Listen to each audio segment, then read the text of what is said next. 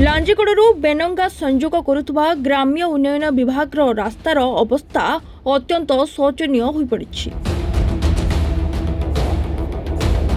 12 kilometre विशिष्ट रास्ता निर्माण हेबा परठारु आज पर्यंत वर्ष वर्ष धरी यार रक्षणाबेक्षण और मरामती पाई ग्राम्य उन्नयन विभाग सत जेमिति भूली जाइछि। लांजीगड़ तथा शिल्पांचल घाटी अंचल को सीधा सड़क जोड़ुवा रास्तार दुरावस्था जुगो लोके यातायात करने कष्टकर हो पड़ी। एपरिक यह रास्ता आंबुलांस जीवा आसबारे असुविधा होउछि। लांजीगड़ ब्लॉक घाटी अंचल बेनंगा लाखबाहाली विजेपुर पहाड़ पदर मालीजुबांक आदि पंचायतर 20,000 रु अधिक जनसाधारण यह रास्ता उपरे निर्भर करती। लांजीगड़ शिल्पांचल समेत हाट बजार और डाक्तरखाना लोके यह रास्ता उपरे निर्भरशील थिबा बेले रास्ता किंतु लोकंकु गमनागमन रे सुविधा करिबा परिवर्ते बाधा सृष्टि करुवा देखा दैछि। यह रास्तार निर्माण कार्य स्वतंत्र श्रेणी ठिकादार करिथिबा बेले तांकर रक्षणाबेक्षण अवधि सरी नाही, किंतु निम्नमानर रास्ता काम जोगो रास्ता अधा दिन रे उजुड़ी जाइथिबा बेले यार मरामती और रक्षणाबेक्षण को से नजर अंदाज करि चलिछंती। एथिप्रति जिला प्रशासन दृष्टि देबाकू अंचलवासी दाबी करिछंती।